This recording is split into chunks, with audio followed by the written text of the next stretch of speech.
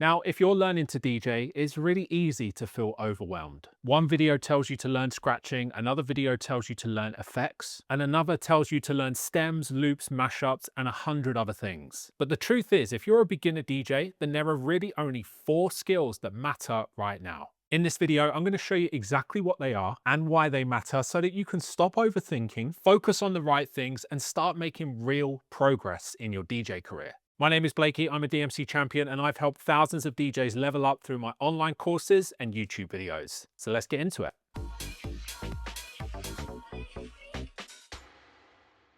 Now, the internet makes DJing look more complicated than it actually is. At this beginner stage, you do not need to learn scratching, looping tricks, complicated effects. Right now, you just need the foundational skills. Because good DJing is often quite subtle. The goal isn't to learn everything, it's to learn the right things in the right order. And that's where this video is going to help you. So very quickly, let's go over the equipment that we're going to be using for this video.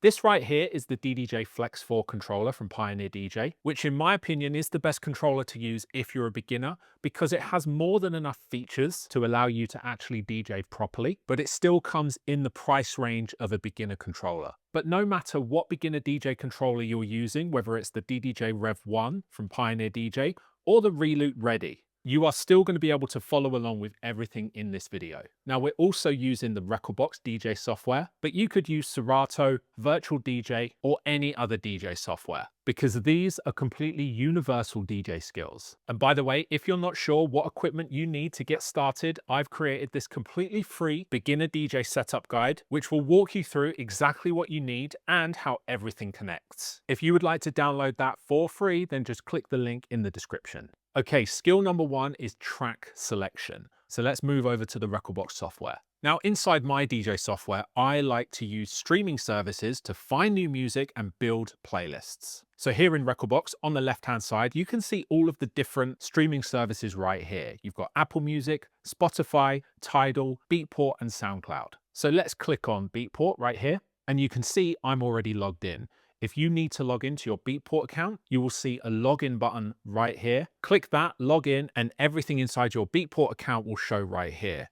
So if I open up my playlists, this is where I've got all of my own playlists that I've made inside my Beatport account, now visible inside my DJ software. You can also open up the genres panel right here. And the great thing about Beatport is there are so many different dance music genres that you can explore and find brand new music in. So let's head over to the house playlist by scrolling down, and you can see house right here. Let's open up this drop down menu, and you can see here you've got the top 100. Clicking this will show you the top 100 tracks in the Beatport chart right now. And this is a great way of finding new music in your chosen genre. What I like to do is I like to sort the playlist by the number by clicking right here. And now we have the number 1 track in the Beatport chart at the top. And if we scroll to the bottom, we've got the number 100 track. In my experience, it's always a good idea to scroll to the bottom and listen to some of the tracks that are lower down in the chart. The higher up the chart you go, the more likely you are to find music that every other DJ is already playing. That doesn't mean these tracks won't be good, it just means that you'll be playing the same music as everybody else. And one of the most fun things about being a DJ is building your own identity through your track selection. So starting at number 100 is always a good idea. I've found so much new music that I would never have known about just by doing this. Now, something else I recommend using inside the software is this rating column right here. You can see that you can apply between 1 and 5 stars to any track in your library. But the way that I suggest you use this is slightly different. Most DJs would assume that the rating column is there so that you can judge how good or bad the song is. But for me, that's a useless way of using it. In my opinion, the best way of using the rating column is to assign a track an energy rating out of 1 and 5. So let's assume that this track here is fairly low energy. We can apply 2 stars to that track. And let's assume that this track right here is a full-on peak time banger with sing-along vocals. In that case, we would give this track 5 stars. So what I'd recommend doing is going through all of the tracks that you add to your new playlist and assigning them an energy rating. And what this will do is it will allow you to pick songs based on the energy live during your set. Because the best DJ sets, they're not monotonous. They don't have one consistent energy throughout the entire set. The The best DJs tell a story by bringing the energy up and then bringing it back down slightly, and then maybe sticking at one energy for 5 to 10 minutes and then bringing it up again. And using the rating column inside Rekordbox is the best way of doing this. Okay, the next core skill is phrasing, and this one is the foundation that all good DJ mixes stand on. 99% of modern dance music is structured in the same way. The tracks are organized in phrases of 32 beats, and every 32 beats, something in the track will change. That could really be anything. Maybe some vocals are brought into the track, or maybe some drums are taken out. But the key thing to remember is that every 32 beats, something changes. And the reason that is so important is, let's assume we're playing this track. As a beginner DJ, you might wonder, when do I press play on the track that I'm mixing in? And the simple answer to that is at the end of a 32 beat phrase. Now, the thing is, as a beginner DJ, this might seem complicated and foreign right now, but actually it's very simple. And I'm going to show you exactly how it works. So I'm going to play the track on this deck from the very start. And on the screen, I'm going to have a counter that counts along with every beat. And what I want you to do is I want you to listen for how the track changes every 32 beats. 1, 2, 3, 4, 5, 6, 7, 8, 9, 10, 11, 12, 13, 14. So the new phrase is happening in 4, 3, 2, 1. So you can hear what's happened there. A big kick drum has come into the track. And we have a new phrase happening in 4, 3, 2, 1. So that one was more subtle, but there is a chord underneath the track. New phrase in 4, 3, 2, 1. So now we're into what is called the breakdown section of the track. And the breakdown is when all of the drums and all of the bass come out of the track to start building tension before the drop. And the really important thing with phrasing is that if you were to mix at the wrong phrase, this is the quickest way of giving away that you are an amateur DJ. I can guarantee you that you will not have to count along with the beats for very long. Professional DJs, when you see them on stage at a festival or in a club, they're not counting along with every beat. It's just something that you begin to instinctively understand as you start practicing DJing. And trust me, with a little bit of practice, you're going to get this quicker than you think. Now, here is a really useful hack with the DDJ Flex 4 that is going to help you do two things. Number one, it's going to help you understand phrasing quicker. And number two, it's also going to help you prepare the tracks in your library. And to do that, we're going to set hot cues on our tracks. Now, you can see right here, we're in the hot cue pad mode on the DDJ Flex 4,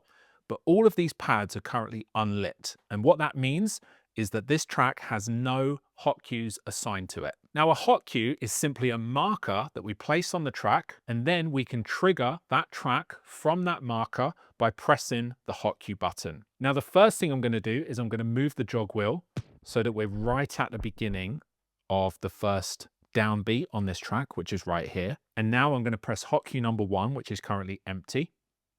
So now you can see that pad is lit up. And now if I press this pad, it will play the track from that hot cue. Now, inside the Rekordbox software, there is a super useful feature called Beat Jump. Now, you can actually access Beat Jump by pressing the Beat Jump pad mode right here. So now, if you take a look inside the Rekordbox software, you can actually see what all 8 of these pads do. This pad will jump back by 4 beats. This pad will jump forward by 4 beats. And you can also see that this pad will jump backwards by 32 beats and this pad will jump forward by 32 beats. And of course, as you just learned, 32 beats is the length of one phrase.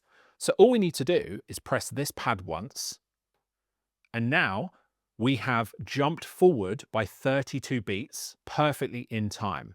So now what we can do is we can go back to hot cue and we can set that hot cue right there on the next phrase. Then we can go back to beat jump, go forward by 32, back to hot cue, set that hot cue, and let's set one more. Let's go back to beat jump, go forward by 32 beats, back to hot cue, and then set that hot cue right there.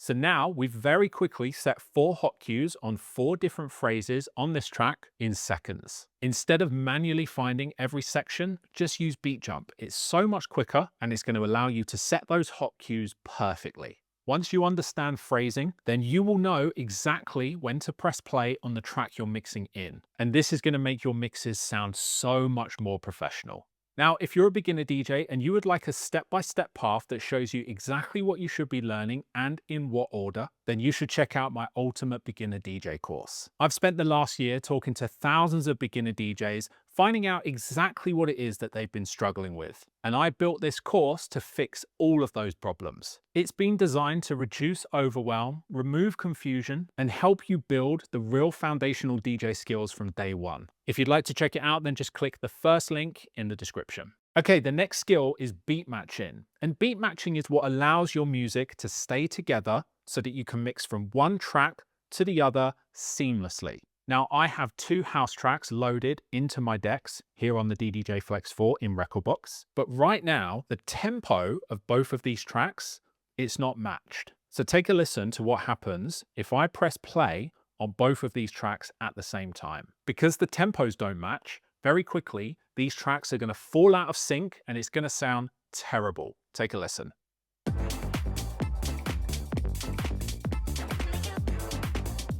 So that's quite painful to listen to. Now that is what we call a train wreck. Because the tempos don't match, very quickly the tracks fall out of sync and it just sounds awful. But it's very easy to fix. And it all comes down to the BPM, which stands for beats per minute. Now, if you take a look inside Recordbox, you can see that the track on this deck is currently playing at 126 BPM, but the track on this deck is currently playing at 130 BPM. Now, what I need to do is I need to change the BPM of this track to 130 to match the BPM of this track. And that's very easy to do. On both decks, you've got a tempo slider right here. Now, if I move this tempo slider down, you can see that that decreases the BPM of the track on the left deck. And if I move it up, you can see that that increases the BPM of the track on the left deck. So what I need to do is I need to move this tempo slider until it says 130. So now the BPMs of both of these tracks match. So take a listen to what happens this time when I press play on both tracks. Both tracks are playing perfectly in time with each other. And those tracks will play perfectly in time with each other forever. So before any mix that you do, you need to make sure that the BPMs of both tracks match. Now here is a super useful drill for you to practice. I am going to move the tempo slider of this track down to 129. Now that means that this track will run 1 BPM slower than this track. And what we're going to do is we're going to nudge the jog wheel to kind of push the track forward whenever it falls out of time. And this is a great thing to practice because it's going to give you more control over the mix and it's going to teach you how to nudge the track forward to get it back in time, which is something that you're going to have to do a lot in your DJ career, even if the BPMs matched. So now what I'm going to do is I'm going to press play on both tracks at the same time and take a listen to how I keep nudging this jog wheel forward to line up the beats as they gradually fall out of time.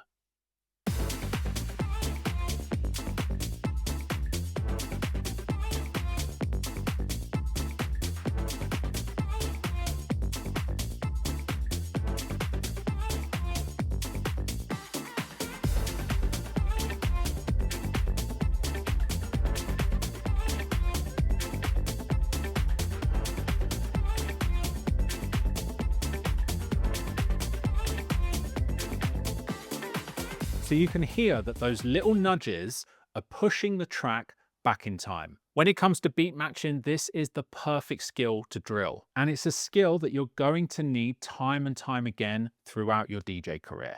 Okay, and finally, skill number 4 is transitions. This is where everything comes together. And I'm going to teach you how you can take 2 tracks and mix from one track to the other and then back to this track continuously. And this really is the backbone of any DJ set. But practicing at first when you're a beginner with the same 2 tracks, in my opinion, is the right way to do it, because it's not going to overwhelm you and you're not going to get caught up with other things such as building a set with multiple tracks. Once you understand how to perform transitions from one track to the other, that's when you can start introducing many other different songs into your mix. But right now we need to focus on the foundational skill of transitioning from one track to the other. Now, every time you press the cue button, the track will play until you take your finger off the cue button. So what this allows you to do is it allows you to tap the cue button,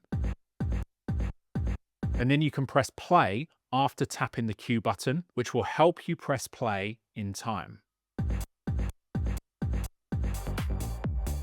And then you can press the cue button to jump back to that cue. You can do the same on the other deck. If you would like to change where that cue is set, all you need to do is put your hand on the jog wheel, move the track to where you want to set the cue, and then whilst keeping your hand on the jog wheel, just press the cue button again. And now you can see that that cue has moved to that position. So now let's move it back to that first kick drum. So hand on the jog wheel, move it to where you want the cue, and with your hand kept on the jog wheel, press the cue, and now the cue has moved. Now, to practice your transitions, you're going to need a pair of headphones. Honestly, any headphones that sit over your head will do, and you can plug in your headphones on the front of the DDJ Flex 4 right here. Now, this knob right here will adjust the volume of the headphones, so make sure this isn't set too high. And then this knob right here, which is the headphone mix, make sure that this is all the way to the left, set to cue. Now, the reason that we use headphones is we want to preview the song that we're mixing in before we bring up the volume fader and start mixing that track in through the speakers. And the reason for this is we want to make sure that the mix sounds good before we introduce that track to the audience. Now, we're going to be starting our mix with the track on this deck, so we want to listen to this track in the headphones. And to do that, we just need to press the cue button, which will cue up this track in the headphones. So now what I'm going to do is I'm going to start the mix by playing the track on the right deck, and you will see me tapping the cue button in time with the track that's playing on this deck before pressing play. And I'm going to be listening to this track in the headphones, and I'm going to nudge the jog wheel to get that track perfectly in time before bringing up the volume fader on this track. And then what I'm going to do is I'm going to slowly bring out the volume fader on the other track to perform a basic transition from one song to the other. This is the type of transition that you should be practicing as a beginner DJ. There is, of course, so much more that you can do when you're performing a transition. You can use the EQs, you can use effects, and you can use loops. But right now, I want you to ignore all of that, because those are skills that we can begin introducing once we feel comfortable and confident performing basic transitions. I'm actually going to start with the track on the right deck playing from the first drop. And then I'm going to introduce this track using the volume fader gradually whilst fading out the track on this deck. Let's take a listen.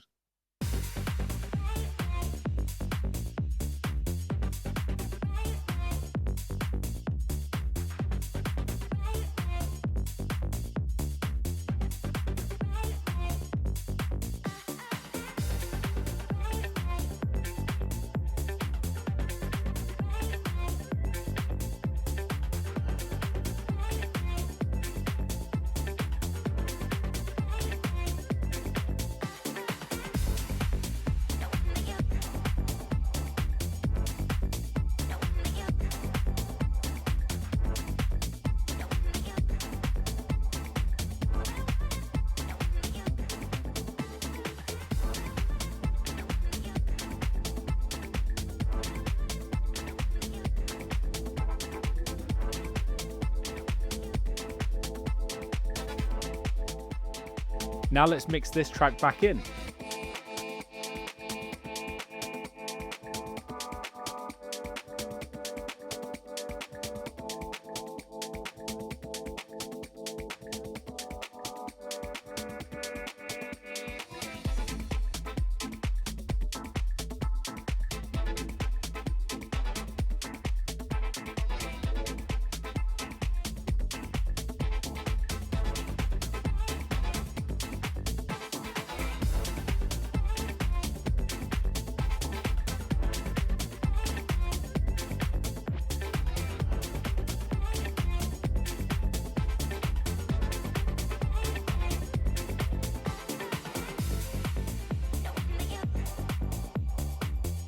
So at this point, I could go back to the start of this track and mix this track in again. And actually, that's what I recommend you do when you're practicing transitions as a beginner DJ. The truth is, most beginner DJs spend too much time looking for tricks to add to their DJ sets and not enough time mastering simple transitions and core foundational skills. And these core skills are going to help you go on to be the best DJ that you can be. Because without these core skills, nothing else works. The biggest mistake that beginners make is they try to learn everything at once. They think they need complicated effects, impressive loop tricks, when actually you don't need any of that at the beginner stage. All of those flashy skills, they're built on top of the 4 core skills that I've shown you in this video. Don't try and run before you can walk. Master these 4 skills first and everything else becomes easier. So now that you know the 4 core skills that actually matter, the next step is understanding how they all fit together inside a real DJ set. So I recommend you watch this video next, where I show you exactly how to build your first DJ set as a beginner.